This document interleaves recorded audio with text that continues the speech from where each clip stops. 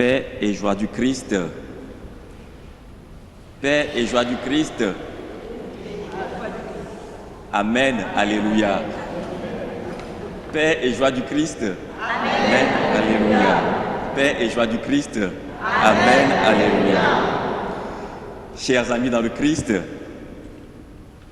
aujourd'hui, on ne nous parle plus de la résurrection, on nous parle de l'ascension. Mais nous le savons tous, le christianisme, si nous sommes là aujourd'hui, c'est à cause de la résurrection. S'il n'y a pas de résurrection, pourquoi moi je vais vouloir devenir prêtre? Jamais. S'il n'y a pas de résurrection, pourquoi venir tous les dimanches à la messe? S'il n'y a pas de résurrection, pourquoi vouloir lutter contre le mal qui est en nous? La résurrection, c'est le fondement de notre foi. La résurrection, c'est ce pourquoi nous luttons tous les jours. S'il n'y a pas de résurrection, si le Christ n'est pas ressuscité, comme le dira saint Paul, vaine est notre foi. Si le Christ n'est pas ressuscité, pourquoi vais-je être ici? Non, je serai quelque part, peut-être marié à 4 ou 5 femmes en train de faire la fête. Mais le Christ me demande de pouvoir faire violence sur moi-même pour pouvoir avoir la liberté intérieure. Me demande de pouvoir toujours lutter pour pouvoir parvenir à cette résurrection. Mais la différence avec nous, la différence que nous avons avec Marie, Marie n'avait pas de péché originel comme on le dit. Elle était immaculée conception. Et c'est ce à quoi nous étions destinés au début. Ève et Adam, ils étaient destinés à avoir l'ascension, à être glorifiés dans leur corps et dans leur âme, à retourner vers le Père. Mais ils ont tout gâché.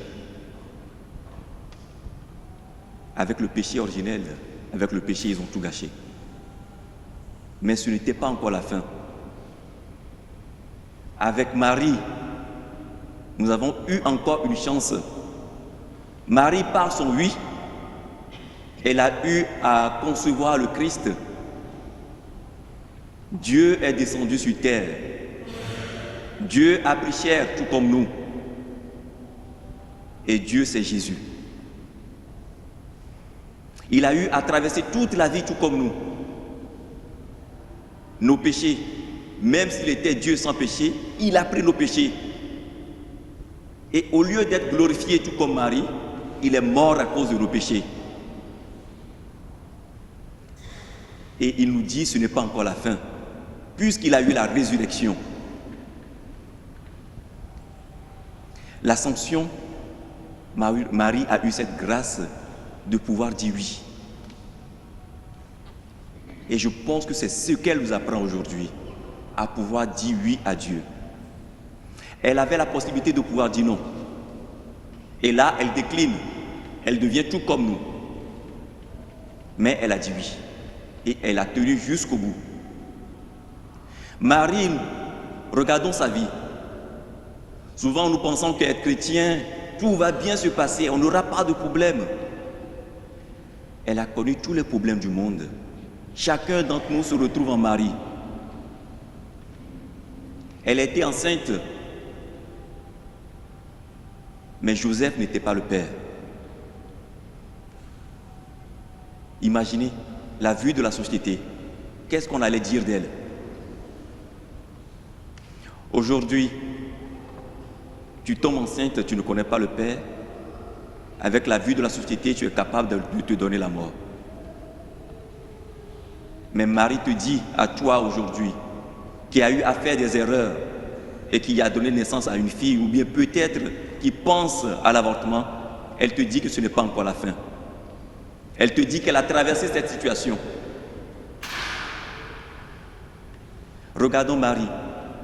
Elle, enceinte, elle était obligée de fuir son pays. Elle était une exilée. Elle a tenu. Marie, tout au long de sa vie, Nous allons penser, non, mais nous, en tant que chrétiens, c'est le bonheur, c'est la joie. Oui, c'est vrai.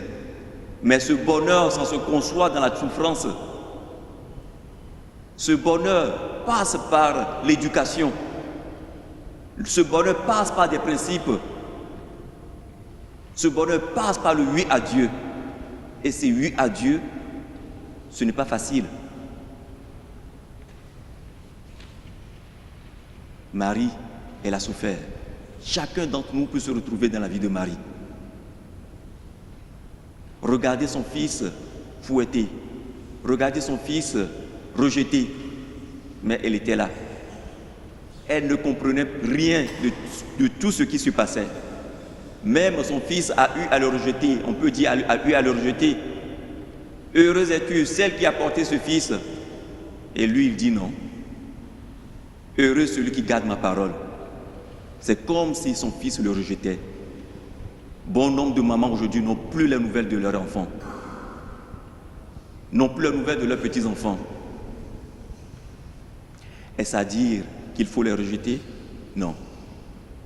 Elle nous demande de tout garder dans le cœur et de toujours prier pour eux. Elle ne comprenait rien,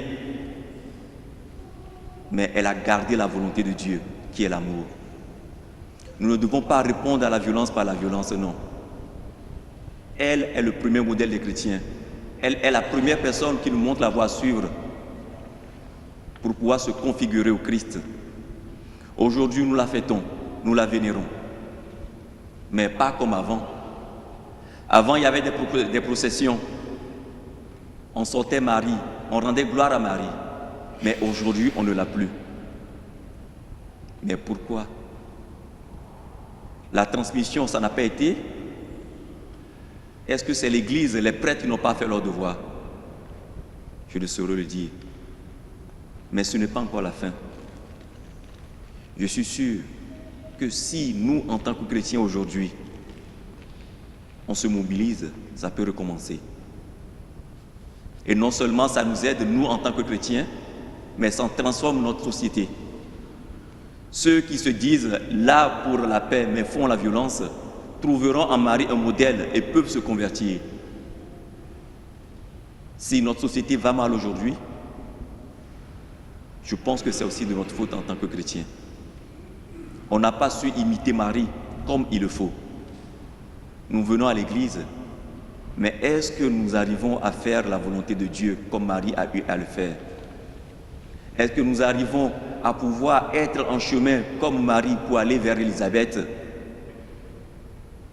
L'évêque nous parle de fraternité. Mais dommage aujourd'hui de voir des fraternités qui se forment, mais pas dans nos quartiers. On est obligé d'aller chercher des personnes loin de nous pour pouvoir former fraternité.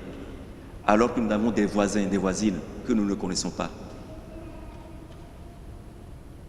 Est-ce que ça, c'est être chrétien? Nous avons encore du travail à faire en tant que chrétiens. Je sais que c'est difficile, mais avec Marie comme modèle, celle qui a eu à dire oui, celle qui a eu, malgré la souffrance, à traverser les épreuves, a toujours dit oui à Dieu. C'est encore possible. Non seulement elle est là comme modèle, mais elle est là aussi comme intercesseur. Nous pouvons la prier pour qu'elle puisse intercéder pour nous.